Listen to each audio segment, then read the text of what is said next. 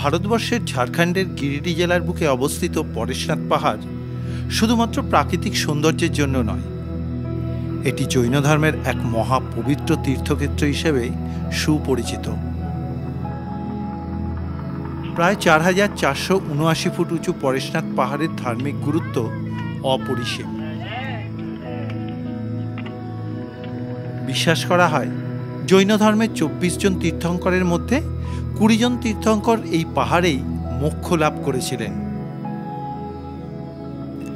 বিশেষত ২০তম তীর্থঙ্কর শ্রী পার্শ্বনাথের নামকরণ অনুসারেই পাহাড়টির নামকরণ হয়েছে পরেশনাথ।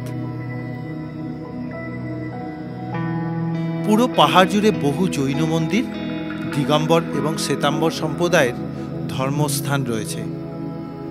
এখানে ভক্তরা প্রতিদিন প্রার্থনা ও পূজা অর্চনা করতে আসেন।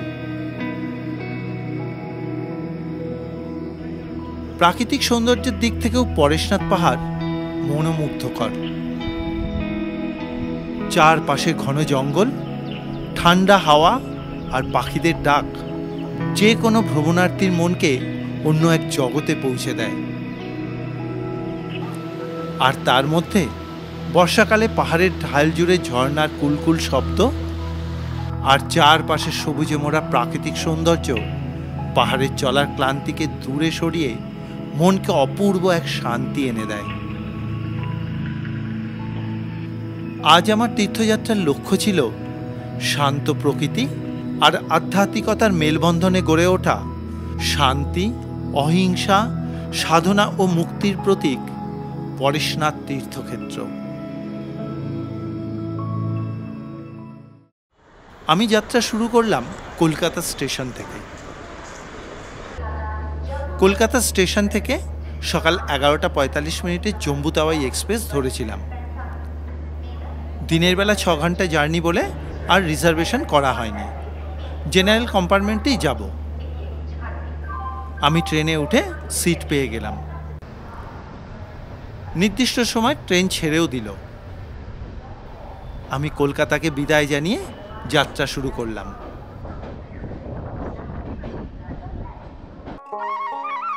দেখতে দেখতে ট্রেন শহর ছাড়িয়ে দিগন্ত বিস্তৃত সবুজ ধানের জমির বুক চিরে এগোতে থাকলো। এখন বর্ষার শেষের দিক, বাংলার ভাদ্র মাস, তাই চারদিকে শুধু ধানের চাষ চোখে পড়ছে। আমি ট্রেনের জানলার পাশে বসে প্রকৃতিকে দেখতে দেখতে এগিয়ে চললাম। কলকাতা, শিয়ালদা এবং হাওড়া স্টেশন থেকে প্রচুর ট্রেন আছে সরাসরি পরেশনাথ পৌঁছানোর জন্য। সময় লাগে কম বেশি 6 ঘন্টার মতো। আমার কলকাতা স্টেশন থেকে এক্সপ্রেস ট্রেনের জেনারেল টিকিটের খরচ পড়েছিল 115 টাকা। দুপুর কাটিয়ে বিকেলবেলা পরেশনাথ স্টেশনে ট্রেন ঢুকলো।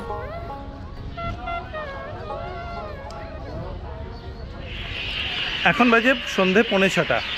এই এখন আমি কিন্তু এসে পৌঁছলাম পরেশনাথ স্টেশনে। জম্বু তাওয়াই এক্সপ্রেস মোটামুটি ভালোই নিয়ে এসেছে। আর জেনারেল কম্পার্টমেন্ট হলে হবে কি, বেশ ফাঁকাই ছিল, কোনো অসুবিধা হয়নি আসতে। আচ্ছা চলুন এবারে এখান থেকে বেরিয়ে যাই প্ল্যাটফর্ম থেকে, তারপর আপনাদেরকে সমস্ত কিছু দেখাচ্ছি। ফুটব্রিজ পেরিয়ে প্ল্যাটফর্ম থেকে বেরিয়ে এলাম। পরেশনাথ স্টেশন থেকে বেরিয়ে এখন আমাদেরকে যেতে হবে প্রথমবারে মধুবন। মধুবনে গিয়ে তারপর আজকে রাত্রেবেলা আমরা থাকবো। সেখান থেকে আগামীকাল সকালবেলা আমরা পরেশনাথ পাহাড়ে হেঁটে উঠব। প্ল্যাটফর্মের বাইরে এই রকম প্রচুর ছোট গাড়ি থাকে। এই গাড়িতেই শেয়ারে মধুবন যাওয়া যায়। আবার একসঙ্গে কয়েকজন থাকলে রিজার্ভও করা যায়। গাড়ি রিজার্ভ করলে খরচ পড়ে 450 থেকে 500 টাকা মতো। আমি শেয়ারেই যাব। শেয়ার में कितना लेते हो? 70 रुपये। 70 रुपया। আমি একটা গাড়িতে উঠে বসে পড়লাম। কিছুক্ষণের মধ্যে লোক হতেই গাড়ি ছেড়ে দিল। আমরা পরেশনাথ শহরকে পেছনে ফেলে এগোতে থাকলাম। পরেশনাথ স্টেশন থেকে মধুবনের দূরত্ব প্রায় 22 কিলোমিটার। প্রায় 40 মিনিট গাড়িতে আসার পরে এই পৌঁছলাম হচ্ছে মধুবনে। এবার মধুবনে এসে আজকে রাতে থাকার জন্য একটা ব্যবস্থা করতে হবে। তাহলে চলুন একটু দেখে নিই কোথায় কীরকম বাজেটের হোটেল বা ধর্মশালা আছে, একটা ব্যবস্থা করি। চলুন। আমি প্রথমে দিগম্বর সম্প্রদায়ের ধর্মশালায় পৌঁছতেই জানতে পারলাম জৈন সম্প্রদায়ের লোকেরা এখানে একমাত্র ঘর পেতে পারে, আমরা পাবো না। পরে এদিক ওদিক ঘুরে হোটেলে খোঁজ নিলাম, কিন্তু একদম ছোট ঘর, নন এসি রুম, 1200 টাকা খরচ। তাই জন্য আর হোটেলে থাকিনি। স্থানীয় একজনের বলায় চললাম শ্বেতাম্বর সম্প্রদায়ের ধর্মশালায়, ওখানে নাকি ঘর পেতে পারি। ঢুকে দেখলাম বিরাট বড় ধর্মশালা, চারদিকে ঘোরানো 5 তলা বিল্ডিং। বিল্ডিংয়ে প্রচুর ঘর রয়েছে। ঢুকে পড়লাম অফিসে, কথাবার্তা বলে ঘরও পেয়ে গেলাম। আমাদের ঘরটা এই রকম, 3 জন থাকা যায় অনায়াসেই। একটা ডবল বেড খাট আর একটা ম্যাট্রেস নিচে পাতা, অ্যাটাচ বাথরুম। এই ঘরটা আমার প্রতিদিনের জন্য ভাড়া পড়েছিল 500 টাকা করে। এবারে লাগেজ রেখে ফ্রেশ হয়ে বেরিয়ে পড়লাম খাবারের জন্য।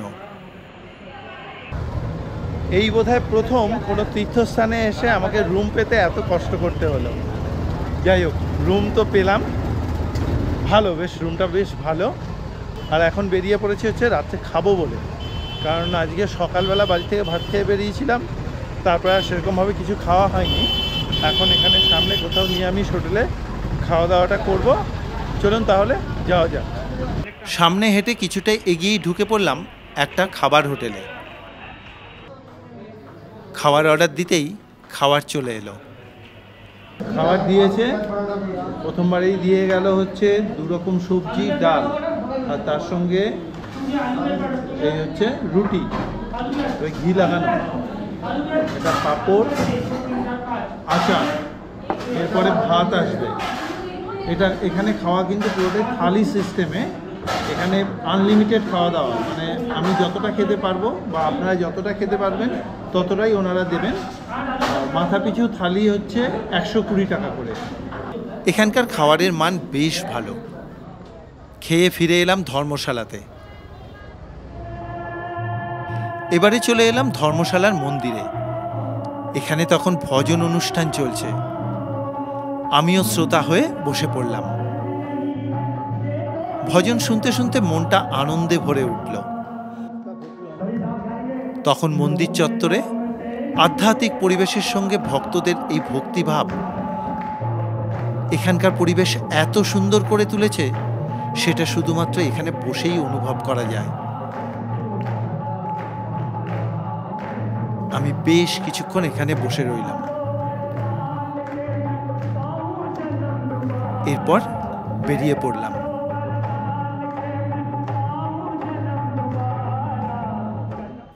চলে এলাম রুমে। এখানে থাকতে হলে অগ্রিম যোগাযোগের জন্য এখানকার নম্বর আমি ডেসক্রিপশন বক্সে দিয়ে দিলাম। আপনার প্রয়োজন হলে যোগাযোগ করে নিতে পারেন। এবার ঘরে ঢুকে লম্বা ঘুম। পরের দিন সুন্দর একটা সকাল দিয়ে আমার দিনটা শুরু হলো। সুপ্রভাত বন্ধুরা, এখন বাজে সকাল 6:25। রয়েছি শ্বেতাম্বর জৈন ধর্মশালাতে। এখন আমি এখান থেকে বেরিয়ে গিয়ে যাব একদম পরেশনাথ পাহাড়ের ওপরে পরেশনাথ তীর্থক্ষেত্র দর্শন করতে। তাহলে চলুন বেরোনো যাক। তখন ধর্মশালা জুড়ে সবার ব্যস্ততা পরেশনাথ পাহাড় পরিক্রমার জন্য। মাঝে মাঝেই বাইক নিয়ে স্থানীয় ছেলেরা হাজির হয়ে পড়ছে। তারা বাইক নিয়ে পাহাড়ের ওপরে নিয়ে যাবে বলে। जाने के लिए कितना? 800 रुपया जाने के लिए? हाँ, जाने के लिए 800 रुपया और आना जाना 1200। 800 रुपया आ जाओ भाई, 800 पहाड़ पे जाएंगे बाइक से जाने के लिए तुम कितना लेते हो? 1000 रुपये 1000 रुपये 1000 अप एंड डाउन।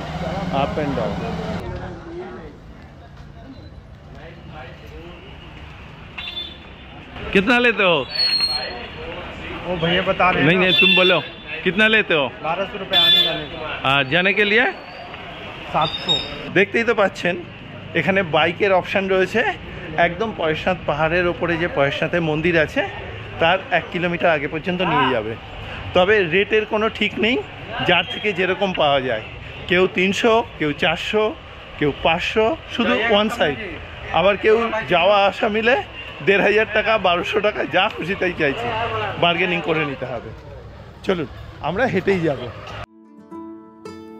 আমি হাঁটা শুরু করলাম সামনের দিকে। যাওয়ার পথে ডান দিকে সুন্দর একটা মন্দির দেখতে পেলাম। হেঁটে ওঠার সুবিধার জন্য প্রবেশদ্বারের পাশেই এই রকম লাঠি কিনে নিতে পারেন। প্রবেশদ্বার থেকে পরেশনাথ মন্দিরের দূরত্ব 9 কিলোমিটার 650 মিটার, অর্থাৎ প্রায় 10 কিলোমিটারের কাছাকাছি।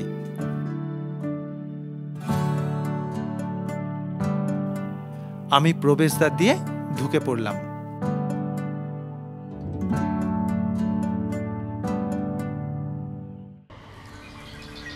গাছের ছায়ায় ঘেরা সুন্দর পথ পাহাড়ের ওপর দিকে উঠে গেছে। আমিও সেই পথ ধরে এগোতে থাকলাম।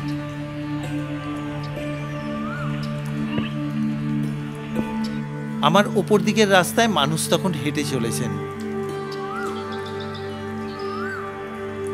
এদিকে চলার পথ কিন্তু বেশ ভালো, সুন্দর করে বাঁধানো রাস্তা আস্তে আস্তে চড়াই হয়ে ওপর দিকে উঠে গেছে। আমিও আলো ছায়া পথে হেঁটে চলেছি।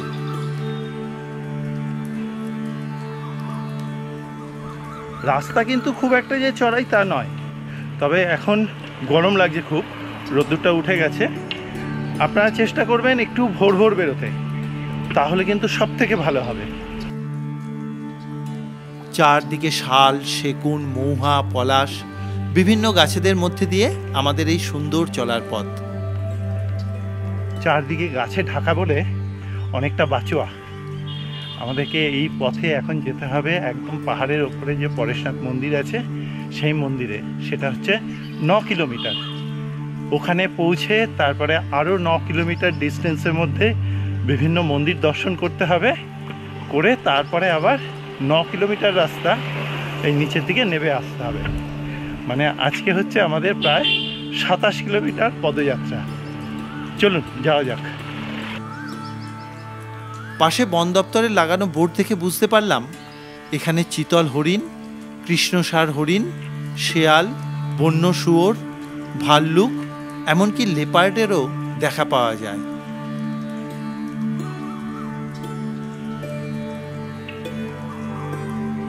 পথে গাছপালার মধ্যে দিয়ে পাখিদের ডাক শুনতে শুনতে এগিয়ে চললাম।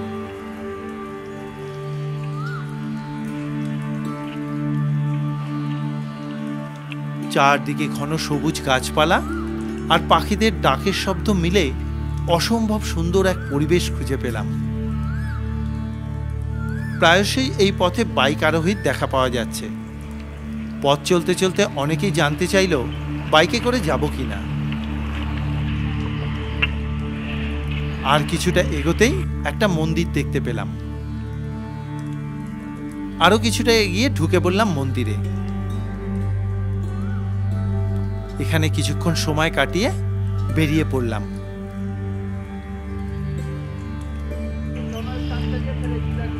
মন্দির থেকে বেরিয়েই একটা বাইকে চড়েই বসলাম, এই ভাইয়ের বাইকে। এই ভাই আমাদেরকে এখন এখান থেকে প্রায় 8 কিলোমিটার ডিস্টেন্স নিয়ে যাবে, কারণ আমরা এতক্ষণ হেঁটে মোটামুটি 2 কিলোমিটার মতন এসেছি। চলুন এবার বাইকে করে যাওয়া যাক, কারণ সময় অনেকটাই সেফ হয়ে যাবে তাহলে।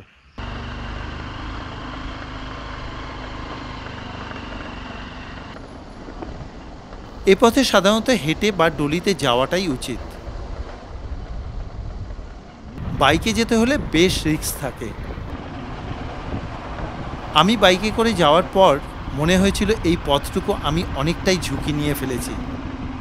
যাই হোক, প্রথম দিকে রাস্তা কম অসুবিধার হলেও পরে অনেক বেশি ঝুঁকি রয়েছে। আমার অভিজ্ঞতায় আমি আপনাদেরকে বলি, আমি কখনোই কাউকে বাইকে যাওয়ার জন্য বলবো না। বরং বলবো ভোর রাত্রেবেলা বেরিয়ে একদম হেঁটে যাওয়াটাই উচিত। কেউ বাইকে গেলে তার নিজ দায়িত্বে যাবেন। এইভাবে বেশ কিছুক্ষণ চলার পর বাইকে তো কিছুক্ষণ এলাম, আসার পরে এখন এখানে নামিয়ে দিল, কারণ এখানে পুরো সিঁড়ির রাস্তা। এই সিঁড়িটা ওরা বাইক নিয়ে উঠবে, তারপরে আবার আমাদেরকে বাইকে তুলে নেবে। চলুন দেখে নিই। দেখলাম এইরকম সিঁড়ির রাস্তায় বাইক নিয়ে চলাটা এদের কাছে কোনো ব্যাপারই না। আমি বাইকে যখন বসেছিলাম তখন সত্যিই অবাক হচ্ছিলাম এদের হাত দেখে। অবাক পুরো। টু হুইলারে এত সরু রাস্তায় এত চড়াইয়ের মধ্যে যে ইউ টার্ন এটা কীভাবে নিচ্ছে, সত্যি অভ্যাসে মানুষ কি না পারে। আর এই তো দেখলেন সিঁড়িগুলোকে কিভাবে বাইক নিয়ে স্ট্রেট উঠে গেল। চলুন, ওরা সামনে দাঁড়িয়ে আছে, আবার বাইকে উঠবো। আমি আলো ছায়া পথ ধরে সামনের দিকে এগিয়ে চললাম। চলার পথে দেখলাম প্রচুর মানুষ হেঁটে উঠছেন।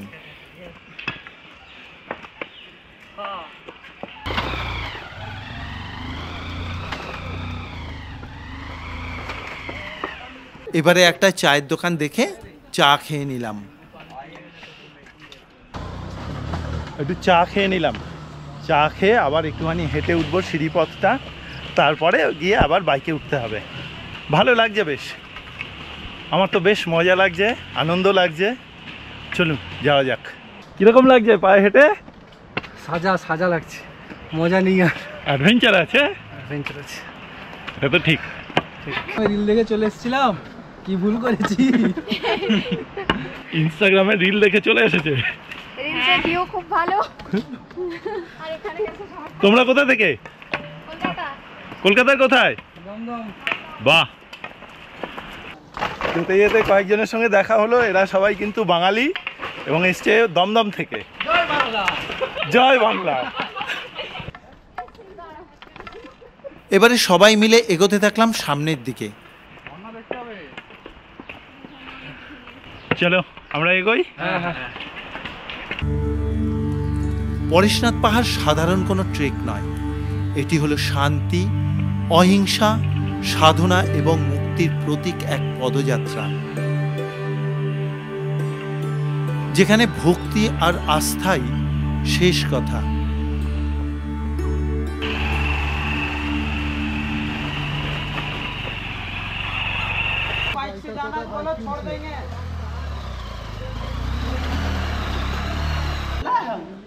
लेकिन एक भरोसा हो जाए भाई, अल्लाह पर पीछे है, एक थाने पीछे भाग আমরা এখন যে জায়গায় এসে পৌঁছলাম, এই জায়গাটার নাম হচ্ছে শীতল নালা। এখানে রাস্তাটা দুভাগে ভাগ হয়ে যাচ্ছে, একটা ডান দিকের রাস্তা চলে যাচ্ছে, একদিকে সোজা রাস্তা যাচ্ছে। ডান দিকের রাস্তাটা একটু চড়াই রাস্তা।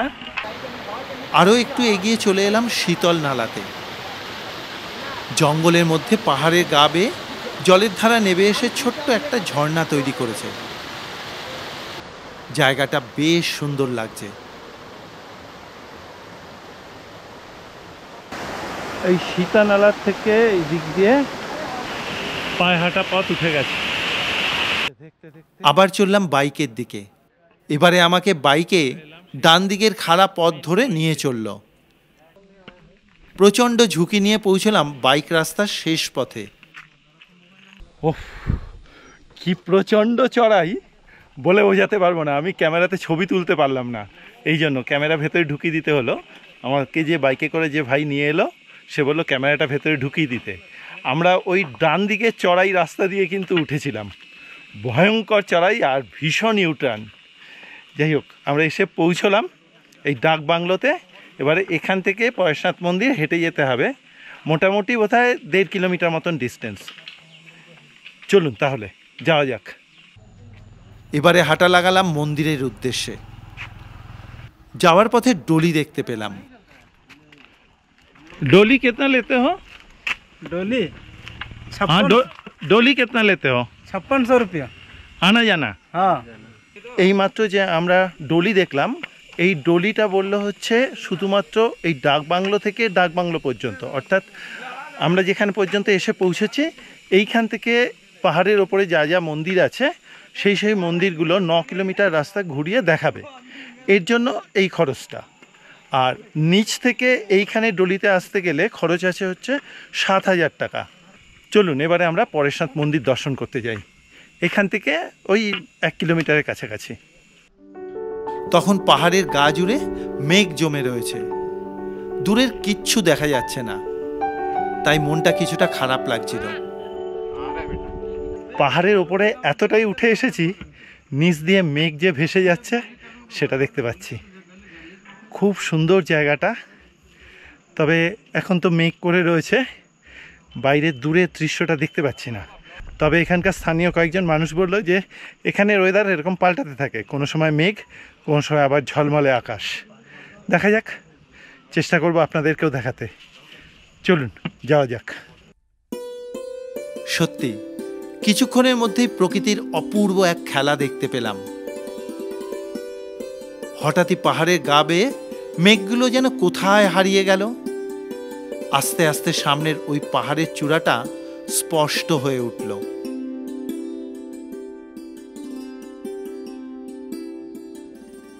কিছুক্ষণ আগেও আমি এই জায়গাগুলো দেখতে পাচ্ছিলাম না, এখন দূর দূরান্ত পর্যন্ত পরিষ্কার দেখতে পাচ্ছি। চারিদিকে অপূর্ব মায়াবী এক স্নিগ্ধতা। আমি গাছপালার নিচের রাস্তা ধরে এগোতে থাকলাম। কিছুক্ষণের মধ্যে পৌঁছে গেলাম পরেশনাথ মন্দিরের একদম কাছে।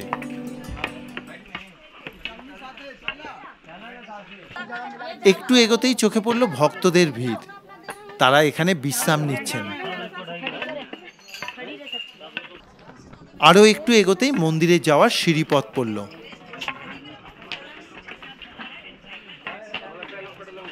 এই যে আমরা সিঁড়িপথ ধরে ওপর দিকে যাচ্ছি, এই সিঁড়িপথে এখন 298খানা সিঁড়ি ভেঙে ওপর দিকে উঠতে হবে, তারপরেই কিন্তু আমরা পরেশনাথ মন্দির দর্শন করতে পারবো। চলুন যাওয়া যাক। আমি এগিয়ে চললাম মন্দিরের দিকে।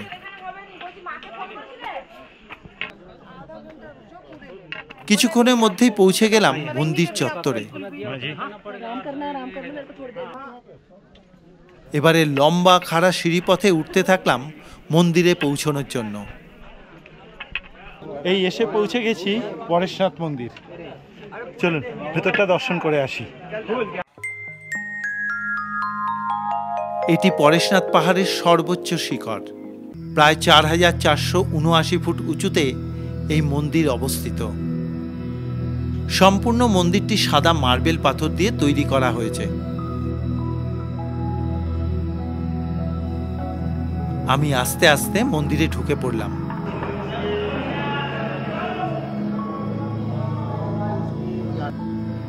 মূল মন্দিরের ভেতরে জৈন ধর্মের 23তম তীর্থঙ্কর শ্রী পার্শ্বনাথ স্বামীজির পদচিহ্ন প্রতিষ্ঠিত রয়েছে।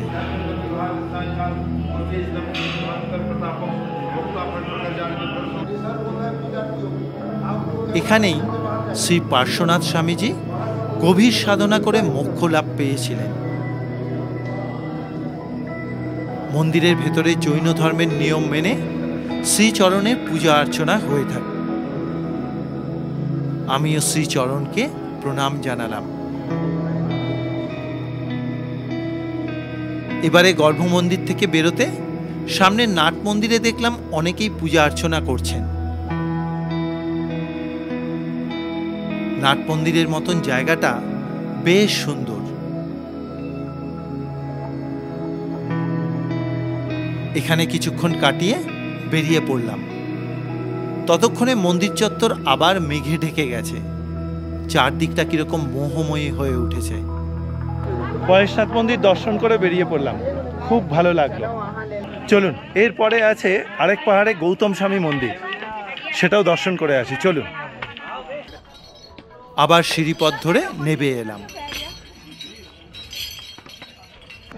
আচ্ছা, আপনাদেরকে বলে দিয়ে আমরা এসেছিলাম হচ্ছে এই রাস্তা দিয়ে, আর তারপরে পরেশনাথের মন্দির দর্শন করতে গেলাম হচ্ছে এই রাস্তায়।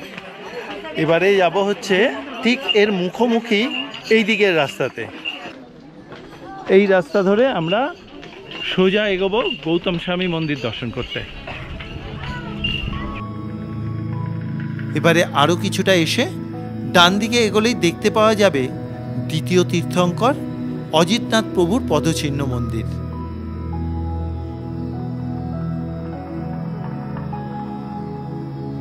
এখানে ভালো করে দর্শন করে প্রভু শ্রী অজিতনাথকে প্রণাম জানিয়ে বেরিয়ে পড়লাম।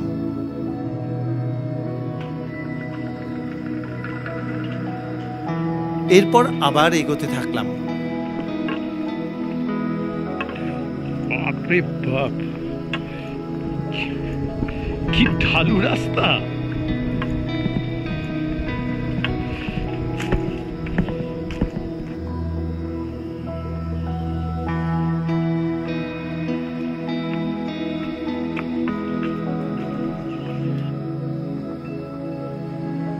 বেশ কিছুক্ষণ বাদে আরও এক তীর্থঙ্করের পদচিহ্ন মন্দির দর্শন করলাম।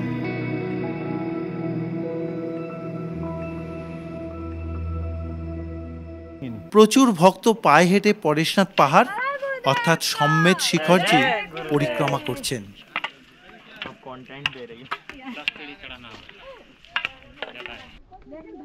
পাহাড়ের ওপরে ভ্যালির মতন একটা জায়গায় বেশ কয়েকজন তীর্থঙ্করের পদচিহ্ন মন্দির রয়েছে। পরিক্রমা মার্গে সব ভক্তরা এই মন্দিরগুলো দর্শন করে থাকেন। এখানে প্রকৃতির অপূর্ব সুন্দর রূপ দেখতে পাওয়া যায়। পাহাড়ের একদিক থেকে দলে দলে মেঘ এসে কোথায় যেন হারিয়ে যায়। এখানে কিছুক্ষণ দাঁড়ালেই বোঝা যায় প্রকৃতি আর আধ্যাত্মিকতার মেলবন্ধনে এই পুণ্যভূমি কতটা শান্তিময় করে তুলেছে। এই অনুভূতি ভাষায় প্রকাশ করা সম্ভব নয়, শুধু অনুভব করতে হয়।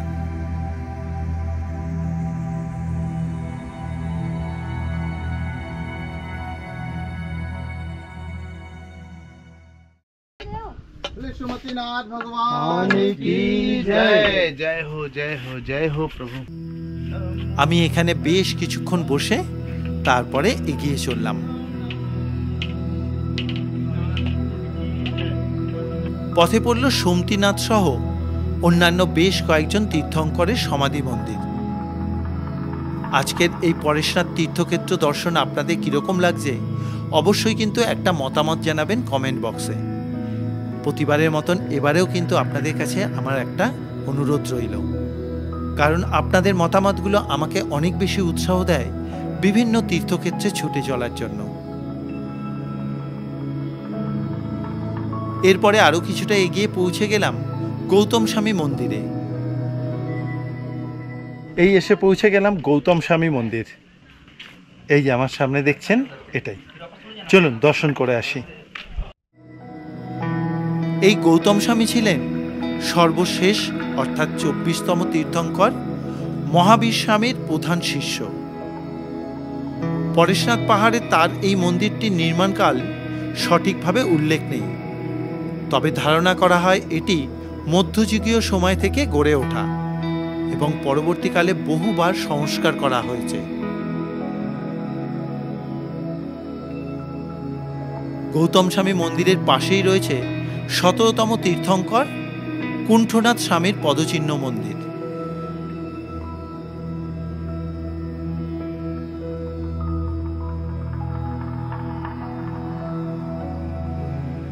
এখান থেকে পাহাড়ের 3 কিলোমিটার দূরে অন্যান্য কয়েকজন তীর্থঙ্করের পদচিহ্ন মন্দির রয়েছে। আমি আর সেদিকে গেলাম না। এবারে আমি কুণ্ঠনাথ স্বামীকে প্রণাম জানিয়ে বেরিয়ে পড়লাম জল মন্দির দর্শনের উদ্দেশ্যে। এখান থেকে জল মন্দিরের দূরত্ব প্রায় 1 কিলোমিটারের কাছাকাছি। মাঝে একটা জায়গায় বসে আমি তো সাধারণত বাইরে কিছু খাই না, তা ড্রাই ফ্রুট সঙ্গে করে ক্যারি করি। এখন তো পেটে টান লেগেছে খুব, তাই জন্য এখন একটুখানি ড্রাই ফ্রুটস খেয়ে নিই। কিছুক্ষণ বিশ্রাম নিয়ে আবার চলা শুরু। এবারে যাব জল মন্দির দর্শন করতে। চলুন। বেশ কিছুক্ষণ হেঁটে পৌঁছলাম জল মন্দিরের কাছে। ঢোকার পথেই দেখলাম ডলি বাহকরা এখানে বিশ্রাম নিচ্ছে। আমি ঢুকেছিলাম মন্দিরের পেছন দিকের গেট দিয়ে, তাই সবার প্রথমে মন্দিরের পাশ দিয়ে চলে এলাম মন্দিরের একদম সামনের প্রবেশদ্বারে। এই এখন এসে পৌঁছে গেলাম হচ্ছে জল মন্দিরের কাছে। চলুন দর্শন করে আসি। উঁচু উঁচু পাহাড়ের কোলে অপূর্ব সুন্দর পরিবেশের মধ্যে এই জল মন্দিরটি অবস্থান করছে।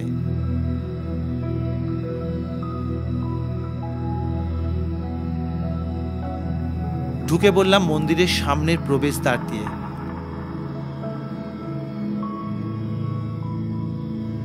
জল মন্দির মানে জলের মধ্যে তৈরি হওয়া মন্দির।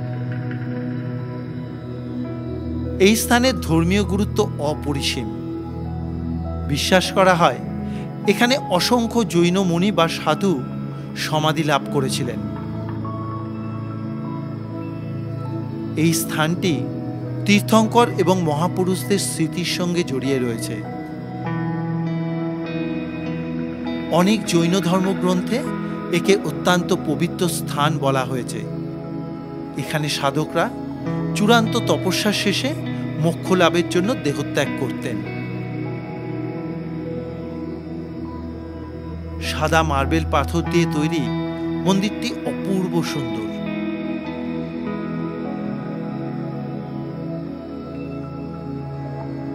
শান্ত নির্জন পরিবেশে ভক্তরা এখানে ধ্যান ও প্রার্থনা করে থাকেন।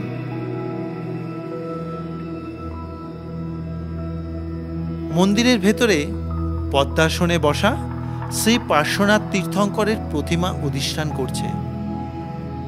আমি মন্দির চত্বর খুব ভালো করে ঘুরে নিলাম। এটি অত্যন্ত শান্তিপূর্ণ এক দিব্যস্থান। জানতে পারলাম জৈন ধর্মাবলম্বী ভক্তদের জন্য এখানে রাতে থাকার ব্যবস্থা রয়েছে। তবে থাকতে হলে মধুবনের সীতাম্বর সম্প্রদায়ের গেস্ট হাউসের অফিস থেকে থাকার অনুমতিপত্র আনতে হবে। জল মন্দির দর্শন করলাম, সত্যি কিন্তু খুব ভালো পরিবেশ, এত শান্তি, এত স্নিগ্ধতা বলে বোঝাতে পারবো না। খুব ভালো লাগলো। এরপরে আবার এখান থেকে আমরা গৌতম স্বামী মন্দির হয়ে তারপরে নিচের দিকে নামবো, কারণ এরপরে গৌতম স্বামী মন্দির থেকে আমরা যে ধর্মশালায় রয়েছি সেই ধর্মশালার ডিস্টেন্স হচ্ছে প্রায় 9 থেকে 9.5 কিলোমিটার মতো। চলুন এবারে আমরা বেরিয়ে পড়ি। এবারে আমি জল মন্দির থেকে বেরিয়ে পড়লাম। হাঁটতে হাঁটতে চলে এলাম গৌতম স্বামী মন্দিরে।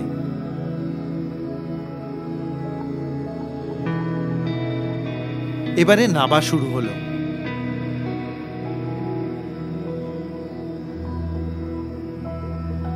আজকের এই ভিডিও আপনাদের কিরকম লাগছে অবশ্যই করে একটা মতামত জানাবেন কমেন্ট বক্সে। এটা আপনাদের কাছে আমার তরফ থেকে অনুরোধ রইল। আরো কিছুটা এগোনোর পর ওই যে দূরে দেখা যাচ্ছে ওটা হচ্ছে মধুবন। এখনো পর্যন্ত এখান থেকে 8 কিলোমিটার রাস্তা বাকি, 3টে পাহাড় ডিঙিয়ে তারপরে যেতে হবে।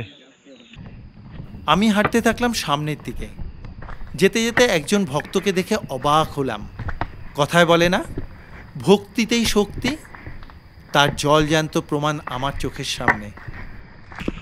कितना टाइम लगा? हाँ? कितना टाइम लगा नीचे से अभी तक आया? नीचे से हाँ अभी नीचे से 6 किलोमीटर आया, 9 हाँ? किलोमीटर है ऊपर तक। हाँ, तो कितना टाइम लगा आपको?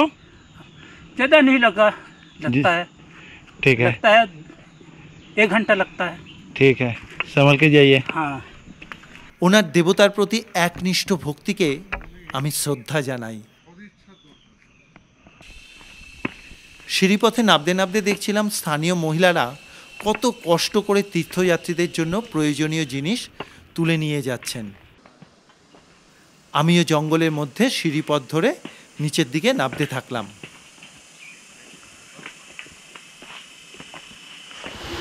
এই এখন বাজে বেলা 1:40, এসে পৌঁছে গেলাম সীতানালার কাছে।